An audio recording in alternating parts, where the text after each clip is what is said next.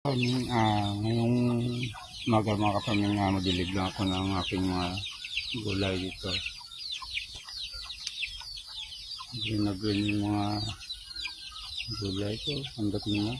Yung mga bunga. Kita nyo lang dyan, mga bunga. Tapos kung madilig mga kapamilya, yun ko ay maglagay ako ng lupa dito sa puno ng aking mga chay. Mga chay ko. Malaki na. Ganito kasi yung mga kapamilya, explain ko ha. Yung pitsay kasi mga kapamilya, tulad yan. Yan o. Tulad dito mga kapamilya, pitsay kasi mababaw lang yung ito. Tulad ito. Mababaw lang yung ugat ito. Babaw sa lupa. Pero kailangan itong niligan muna, tapos kailangan itong lagyan ng lupa sa gilid. So dito, tumba. Mga tumba, yan lang yan. Mga dalawang araw, lalo na pag-init, sigurado malanta yan. So sayang, kailangan suportahan ng lupa habang siya ay lumalago. Yan.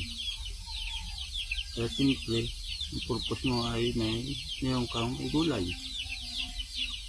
Kung malagyan mo yung lupa, silid, itibay ng puno yan. So ang ganda ng tilaki niya. Tulad ng iba, nagyan ko nga ito.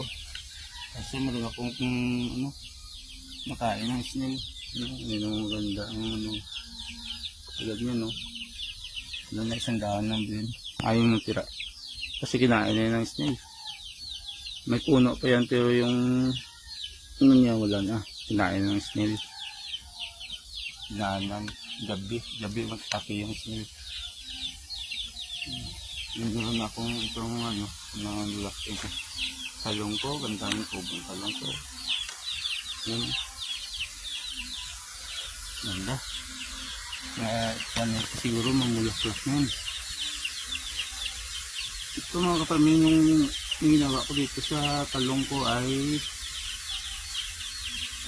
tinapon ko ito nung maliit pa. Kaya yan, kita mo, maraming sanga. Yan na pala mga kapamilya, meron ng black-black. Yung black-black lang. Kita pa. Yung black-black ng isang yan. Nasilad yan, mumunga yan. Nasilad yan. Kahit isang puno na yan, magbigay yan, bawat sanga, bigay yan ng dalawang bunga sunod. Ito ang kagandahan ng tapunin mga kapamilya. Kasi pag napunin mo, maraming sanga maliit kasi maraming sanga labas. Isa, yaan nyo lang na hindi mo tapunin. Sa taas niya siya, pero wala siyang sanga. Tapos yung bunga niya is dalawa, tatlo lang. Hindi tulad ng tapunin na madami yung sanga. Diyan na yan, lahat ng talong ko. Matapunin yan. Pero lahat ito, tatatalong ito eh. Kaso iba naman tayo nalanta.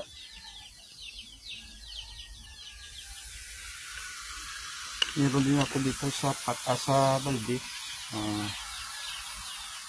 Tapunin ko rin ito, marami na yung sanga.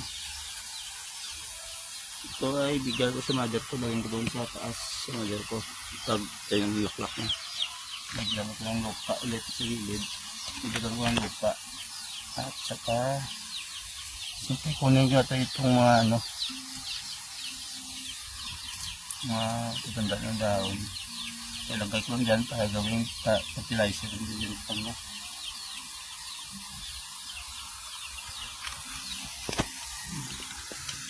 Bunga ng parang kardus ako nito. Luto nito. So kailangan diligan ko rin itong puno. Tapos mabukasan din na ako dilig kasi nilibasa pa naman yan dahil sakit yung sako. Hindi agad ito matayo. Kahit namin siya pang araw. Hindi mga kapamilya, let's go. Dilig na ko. Kailangan yung was.